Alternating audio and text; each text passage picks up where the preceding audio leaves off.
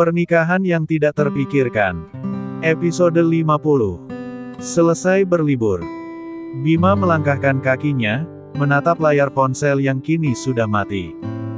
Dia langsung menghubungi Herdi, bertepatan saat itu pintu kamar diketuk dari luar. "Tuan muda, Nona. Maaf saya mengganggu, bodyguard datang untuk bertemu dengan Anda Tuan muda." Maid ketiga memberitahu tentang bodyguard yang menunggu di ruang tamu. "Iya sebentar, aku akan memanggil Bima." Nur bangkit dari tempat tidur berjalan menuju balkon. "Apa? Sialan, akan kukuliti mereka." Terdengar bentakan dari Bima membuat Nur bertanya-tanya siapa yang membuat suaminya begitu marah. "Bima." Panggil Nur dengan hati-hati, membuat Bima melihat ke arah Nur dengan tatapan tajam. Tatapan itu dengan cepat berubah saat Nur menunduk takut padanya.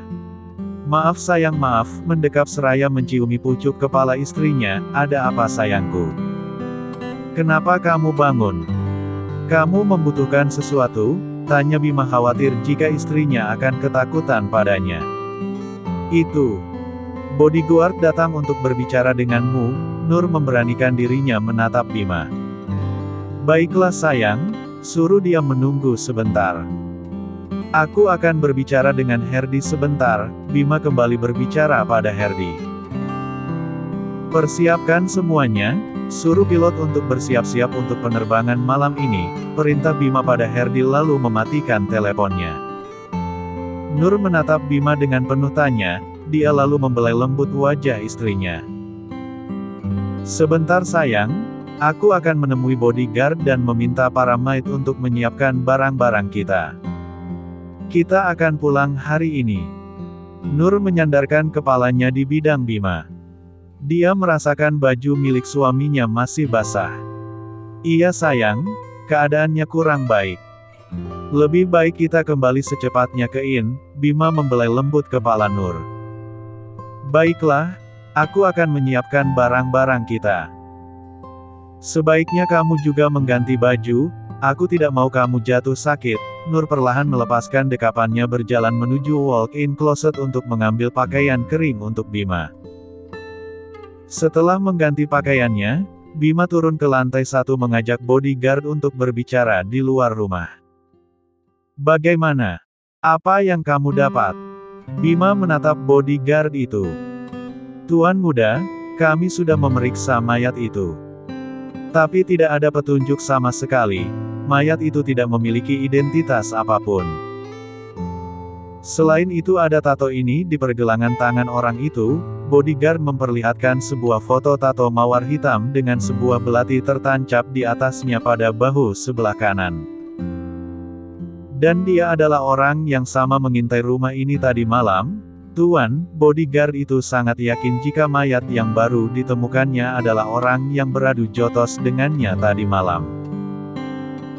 "Sepertinya mereka sudah di pulau ini. Aku akan membawa Nur kembali ke Inn secepatnya." Bima membalikkan tubuhnya menuju ke rumah. Dia berhenti sejenak melihat ke arah bodyguard. "Aku akan kembali ke Inn, suruh teman-temanmu untuk selalu waspada.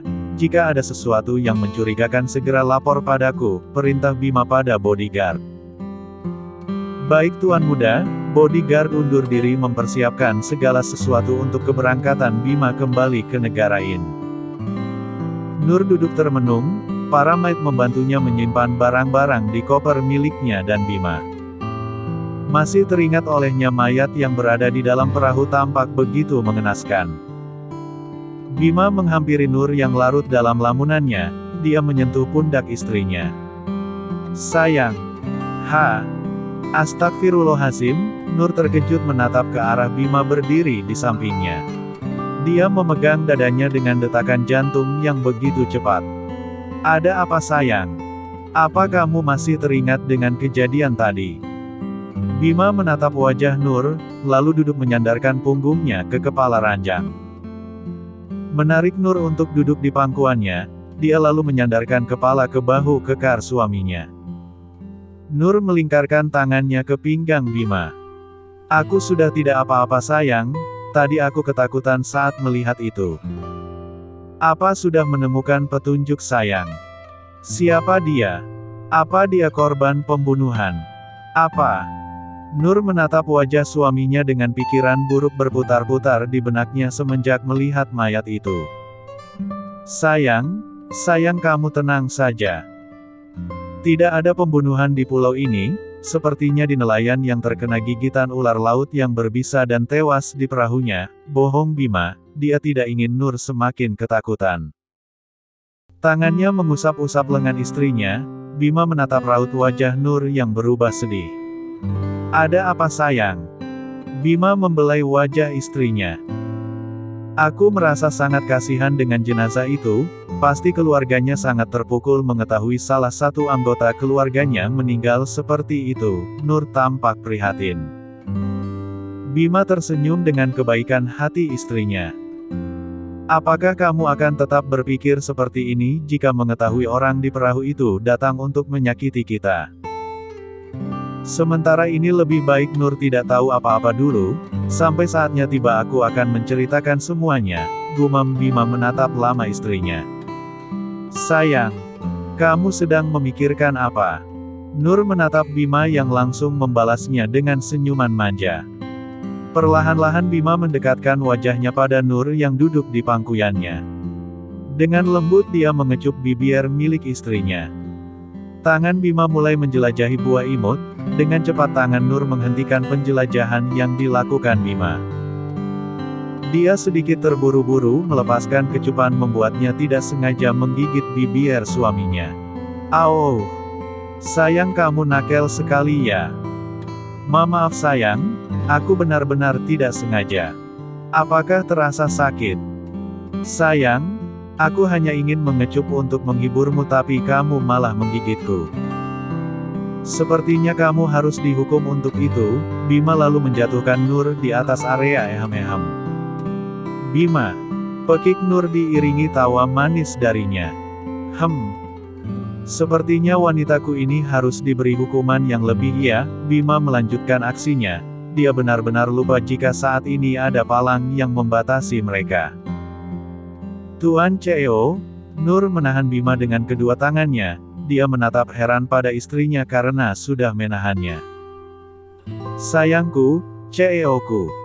Apakah kamu lupa jika saat ini aku sedang tidak bisa menemanimu berehem? Nur beranonim membuat Bima mulai mengerti. Dia baru sadar jika saat ini dia harus berpuasa melakukan hal itu selama seminggu. Dengan kesal dia merebahkan kepalanya ke atas buah indah itu. Ah! Kenapa bisa aku lupa?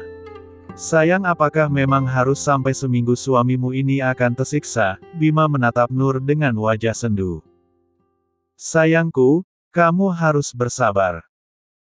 Ayo sekarang bangun, aku harus mengemasi pakaian kita. Nur meminta Bima untuk bangkit darinya.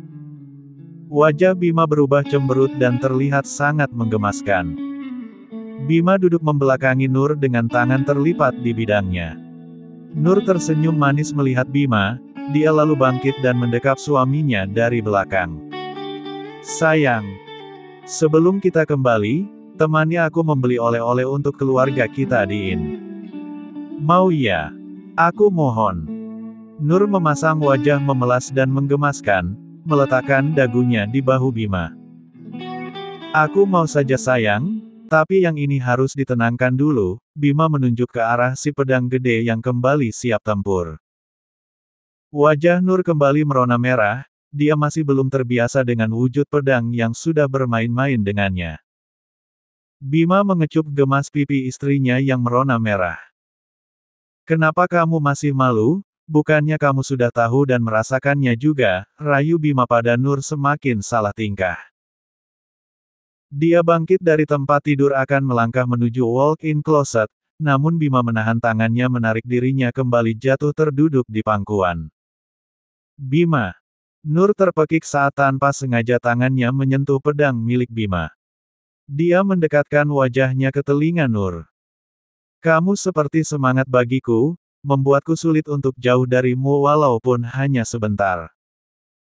Seperti obat yang membuatku terus bersemangat untuk melakukannya, Bima mengecup lembut pipi istrinya. Sayang. Jika seperti ini terus kapan kita akan pergi mencari oleh-olehnya? Nur menatap manja Bima membuatnya tidak bisa menolak keinginan istri yang dicintainya. Baiklah, tapi tunggu sebentar aku akan menenangkan dia dulu. Bima akan bangkit dari tempat tidur menatap Nur dalam pangkuannya.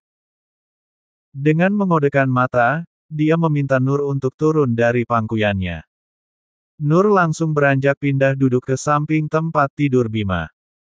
Setelah menunggu beberapa lama, Nur menatap heran rambut Bima yang terlihat basah. "Sayang, kamu mandi?" tanya Nur heran. Dia ingat jika baru beberapa jam sebelumnya Bima mandi, kenyataan yang sebenarnya Bima sengaja mandi air dingin kembali demi menenangkan kembali King Cobra yang tidak bisa diajak kompromi. "Lebih baik kita mencari oleh-oleh sekarang." Bima meraih tangan Nur mengajaknya ke toko pusat oleh-oleh di Pulau Arda. Malam di Pulau Arda. Pesawat jet Bima tinggal landas meninggalkan bandara di Pulau Arda. Nur mendekap lengan suaminya sambil melihat pemandangan di luar jendela pesawat jet.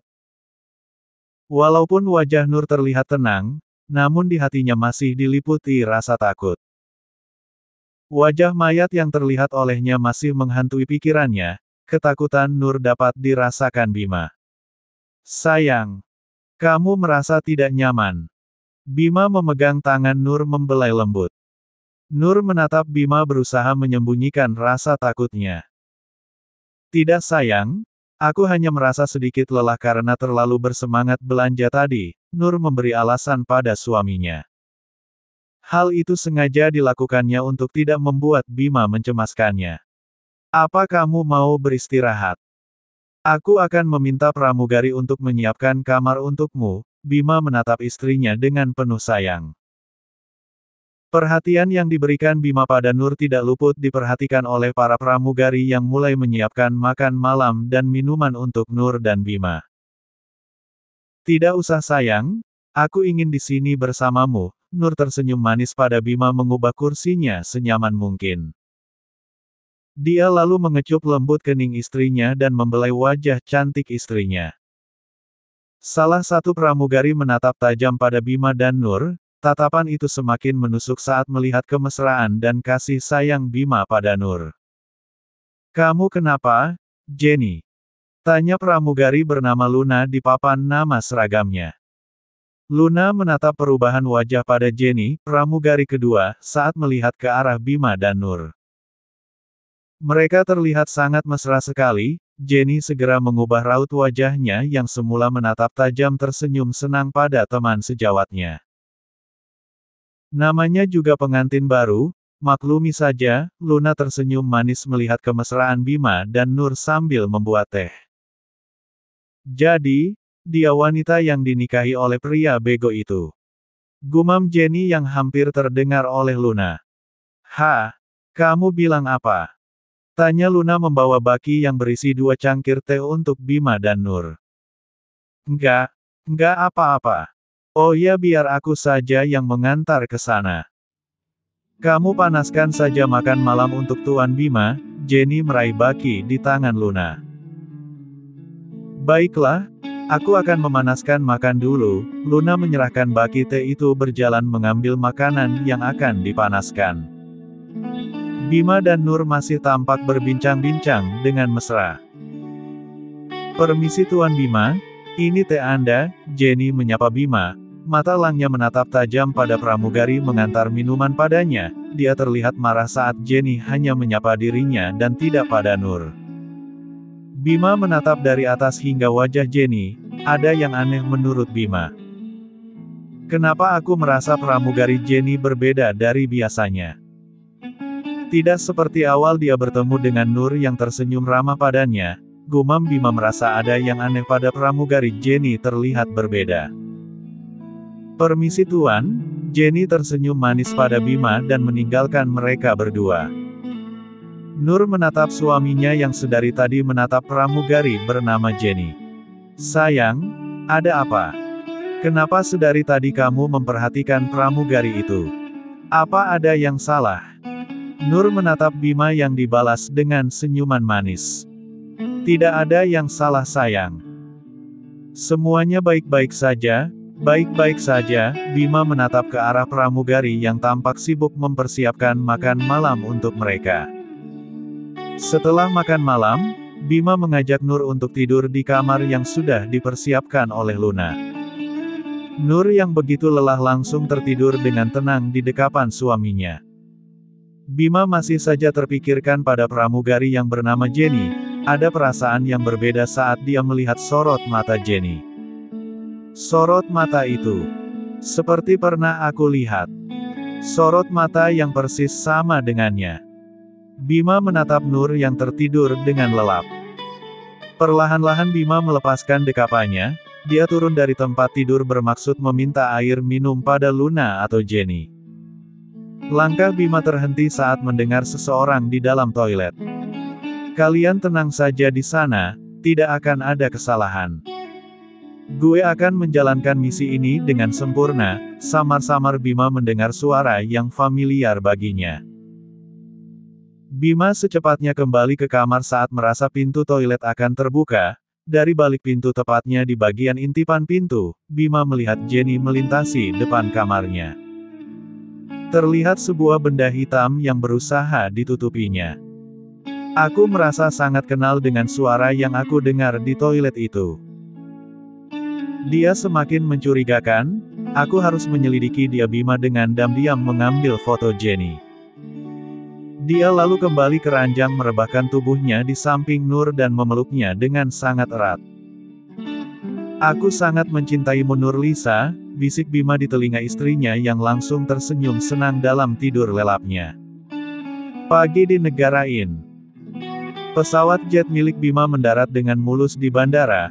Bima menggandeng tangan Nur melangkah hati-hati menuruni anak tangga. Terima kasih atas pelayanan kalian semua. Nur dengan ramah menyapa pramugari dan pilot yang sudah mengantar mereka sampai di negara In. Sama-sama Nona, pilot tersenyum ramah mengulurkan tangan ingin bersalaman dengan Nur. Itu membuat Bima cemburu dan segera menyerobot menyalami pilot. Nur menatap heran pada Bima yang menyerobot menggantikannya bersalaman. Sayang, ayo Herdi sudah menunggu. Bima menarik tangan Nur. Perlakuan Bima pada Nur membuat Jenny geram dan kesal. Dia harus segera melaksanakan rencana yang sudah disusun mereka. Alexa alias Jenny termenung menatap punggung mereka berdua berjalan menuju bandara. Alexa, jangan lupa sekarang kamu adalah Jenny. Kamu harus bisa memperdaya sialan itu. Buat dia bertekuk lutut padamu. Seorang pria setengah baya duduk dengan angkuh di depan Alexa.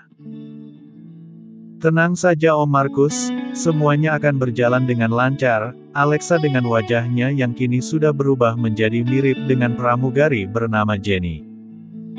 Markus tersenyum smirk pada Alexa yang duduk santai di depannya. Bos. Gadis itu akhirnya mati, lapor anak buah Markus. Beberapa anak buah Markus menyeret mayat gadis yang bernama Jenny. Wajahnya telah tersalin detail ke wajah Alexa lewat operasi plastik, demi memuluskan rencana mereka menculik pramugari yang biasa ikut penerbangan Bima. Dengan memaksa seorang dokter dari negeri ginseng yang sudah lama berkecimpung dalam dunia kecantikan dan operasi plastik. Buang saja ke kandang buaya, biar dia menjadi santapan para binatang peliharaanku, perintah Markus pada anak buah yang sedang menyeret mayat Jenny. Baik Tuan, anak buah itu melaksanakan perintah Markus. Alexa yang kini sudah berganti identitas dengan Jenny berhasil menyusup ke pesawat jet Bima. Dia merasa kesal saat melihat kemesraan yang diperlihatkan Bima dan Nur, membuatnya cemburu bercampur iri. Saat di pesawat jet, Alexa alias Jenny mengambil kesempatan menghubungi Markus memberi laporan apapun tentang Bima padanya.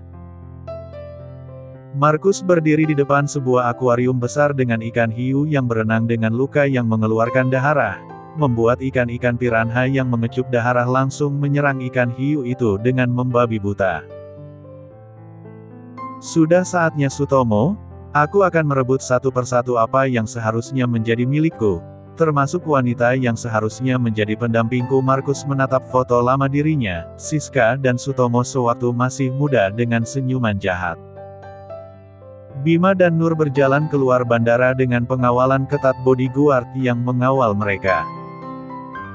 Berita kepulangan Bima dan Nur tersebar dengan cepat seperti sambaran api yang terkena bensin. Banyak fans dan media sudah menunggu di depan pelataran bandara. Hal ini pun tidak disia-siakan oleh Jenny yang langsung melancarkan rencananya mendekati Bima. Beberapa orang suruhannya mulai beraksi dengan bersembunyi di antara fans. Kilatan blis kamera menghujani mereka berdua saat melintasi kerumunan media dan fans Bima. Salah satu dari mereka, orang suruhan Jenny, mengarahkan senjata api ke arah Nur yang menjadi target mereka. Jenny berpura-pura berjalan di belakang Nur. Dia melihat ke arah orang suruhannya memberi kode untuk mulai melaksanakan rencana mereka. Dor! Suara tembakan begitu keras mengarah ke arah Nur. Dengan cepat Jenny mendorong Nur menggantikan posisinya, tertembak peluru tepat di lengannya. Awas Nona, mendorong Nur. Jenny terpekik kesakitan saat peluru menembus lengannya. Bima segera melindungi Nur dengan mendekap erat dan membawa keluar dari kerumunan menuju mobil mewahnya. Petugas keamanan dan kepolisian bertindak cepat dengan menangkap pelaku yang membaur di antara fans Bima. Tidak ingin tertangkap, orang suruhan Markus pun menyandera salah seorang fans yang berdiri tidak jauh darinya. Jangan ada yang mendekat, atau wanita ini mati, ancam penjahat itu. Polisi yang mendapat laporan adanya penembakan di bandara dengan cepat mengepung bandara dan mulai bernegosiasi dengan penjahat itu.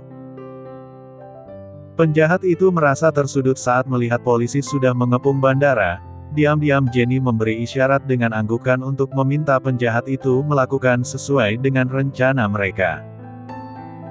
Tanpa pikir panjang penjahat itu langsung menggigit racun yang disembunyikannya di dalam mulut. Seketika dari mulutnya keluar busa yang banyak. Hingga kematian menjemputnya. Nur tampak sangat shock dan terkejut melihat Jenny tertembak di lengannya dan ada beberapa orang yang jatuh tidak sadarkan diri dengan mulut penuh busa.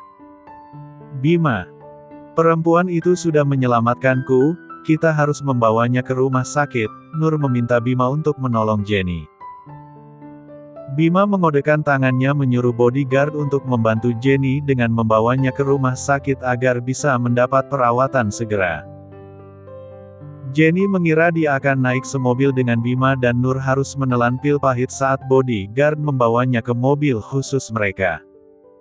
Sakti menyalakan mesin keluar dari pelataran bandara. Tuan, kita ke rumah sakit atau langsung ke penthouse?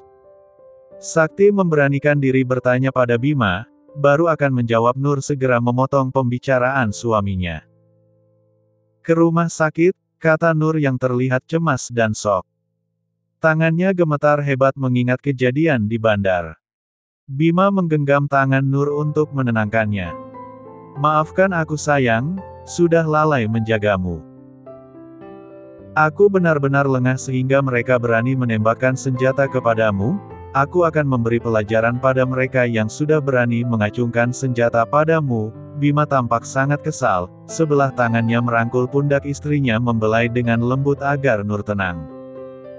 Sayang, kamu harus menyelamatkan Jenny.